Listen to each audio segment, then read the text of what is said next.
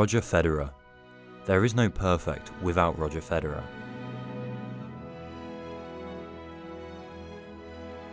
The name is synonymous with poetry in motion. But at the end of 2016, Federer was outside the top 10 for the first time in over a decade. And it had been 5 long years since his last Grand Slam title, and many believed the maestro's time had passed, but they were wrong.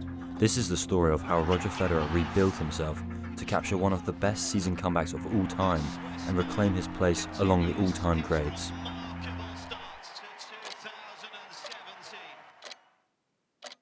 At the start of 2016, Roger Federer was still chasing Novak Djokovic, still one of the few men who could truly challenge him. But after losing to Djokovic in the Australian Open semi-final, disaster struck.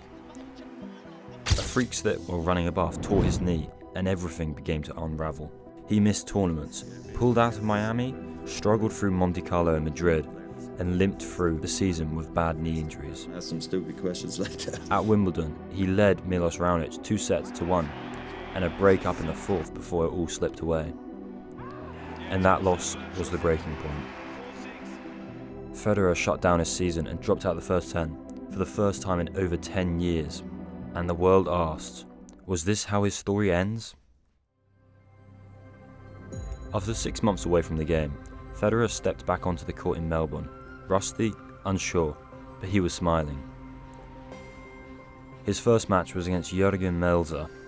It wasn't perfect, he dropped a set, sprayed errors and looked a step too slow. But something was different, and something had clearly changed. The movement, the timing, it was still there, and Federer was back. But there was something else. In his second round, everyone started to get a glimpse of what had actually changed. 6 months away from tennis had given him something no coach could teach: perspective. During that time away, Federer wasn't just healing his knee, he was spending real time with his family. Federer was able to spend time with his 4 children, and he had rediscovered what truly mattered. For the first time in years, Federer wasn't just chasing greatness, he was enjoying the game again. The pressure was gone, expectations were gone. Every match was a gift and not a burden. And his confidence grew with each round, defeating Noah Rubin, then Thomas Berdych without dropping sets, to set him up against the 5th seed Kai Nishikori in the 4th round. After dropping the first set, Federer began unleashing backhands like never before. For years, the one-handed backhand had been one of his biggest weaknesses, and something that opponents would target.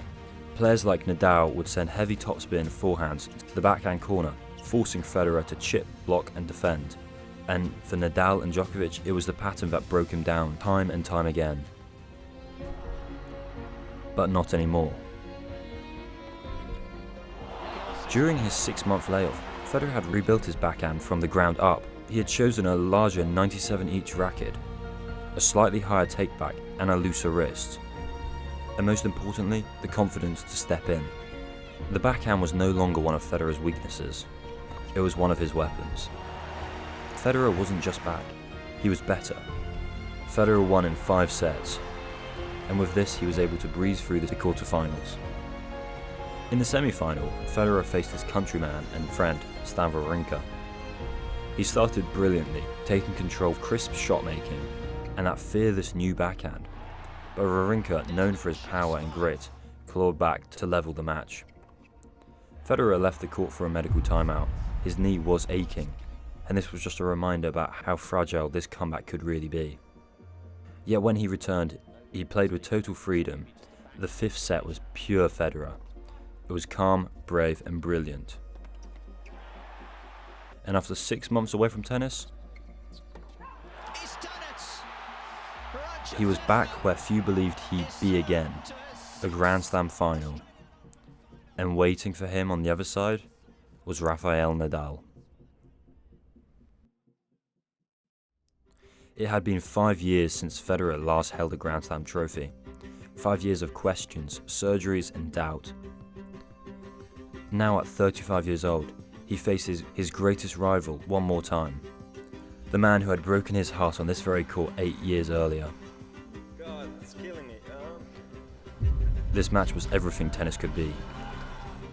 brutal, beautiful, and perfectly balanced.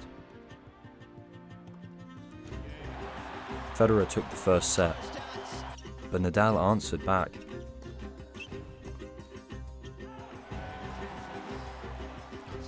And back and forth they went, one set all, 2-1 Federer, then 2-2.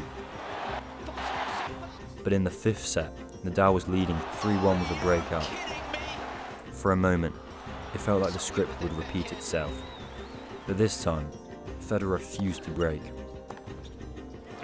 He attacked with that reborn backhand.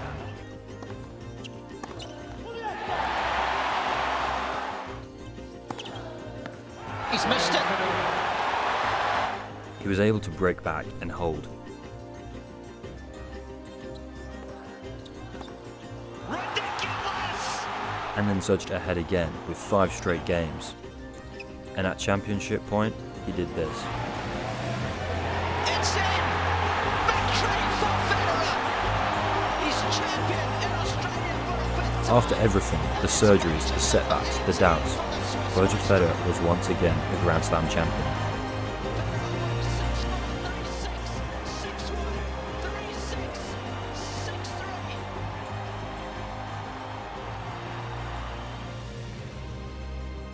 This wasn't just a comeback, it was a resurrection. The victory in Melbourne changed everything. So just weeks after his 18th Grand Slam, he arrived in America for the Sunshine Double. Indian Wells and Miami.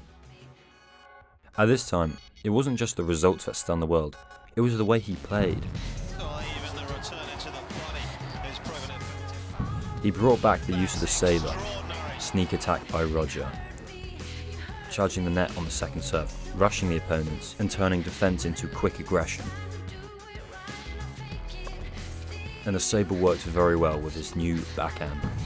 At Indian Wells, he swept past his rivals, and once again, straight sets to lift the trophy. Then in Miami, he did it again, another final and another battle with Nadal, another masterpiece.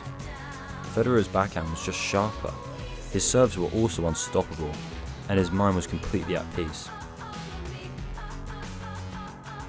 That confidence which began in Melbourne had created an unstoppable momentum. He completed the Sunshine Double back-to-back for the third time in his career. From a man written off in 2016, he was quickly proving them wrong. After skipping clay season to keep his health in good shape, Federer turned his attention to grass season. Germany. A warm-up, yes, but Federer treated it like a statement. He was able to lift the trophy without even dropping a set, sending a clear message that the lost king of grass had found his crown. Federer is the champion in Halle for the 9th time. Wimbledon. The tournament that had defined Federer's career, it was where he had won his first ever Grand Slam, and the world watched his all, as Federer stepped onto centre court, 35 years old, moving grace and speed of a man in his prime. His path to the final was flawless, not one dropped set, no fear, just Federer orchestrating rallies with his backhand. On a quicker surface, Federer's serve was becoming even more of a weapon. So Tim, where's it going now? Clearly out wide. And once again, Federer reached the Wimbledon final. In the final, he faced Marin Cilic. This was Cilic's third Grand Slam final now. And once again, Federer was untouchable. Every shot was measured, every point was executed again, with the calm confidence he had rebuilt over the past year.